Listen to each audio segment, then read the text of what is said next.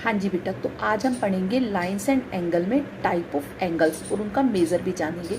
तो चलिए शुरू करते हैं। तो देखिए, सबसे पहला जो एंगल होता है वो होता है हमारा एक्यूट एंगल। जो हमारा एक्यूट एंगल होता है वो 0 डिग्री से लेकर 90 डिग्री के बीच का होता है, यानी कि 0 डिग्री से लेकर 0 डिग्री से तो बड़ा होता है, बट वो 90 डिग्री से छोटा यानी कि 89 डिग्री तक होता है।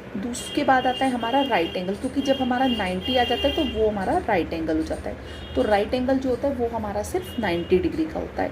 उसके बाद आता है ऑब्ट्यूज एंगल। जो ऑब्ट्यूज एंगल होता है वो 90 डिग्री से तो ज़्यादा होता है, लेकिन 180 डिग्री से कम होता है, यानी कि 91 से लेकर 179 के बीच के जो एंगल्स बनते हैं वो ऑब्ट्यूज एंगल होते हैं। उसके बाद आता है स्ट्रेट एंगल। अब स्ट्रेट, जैसा कि नाम से ही पता चल रहा है, जो हमारा स्ट्रेट एंगल होता है वो सिर्फ और सिर्फ 180 डिग्री का होता है, यानी कि जो हमारा राइट एंगल है वो 90 डिग्री का सिर्फ, और जो हमारा स्ट्रेट एंगल है वो 180 डिग्री का बनता है।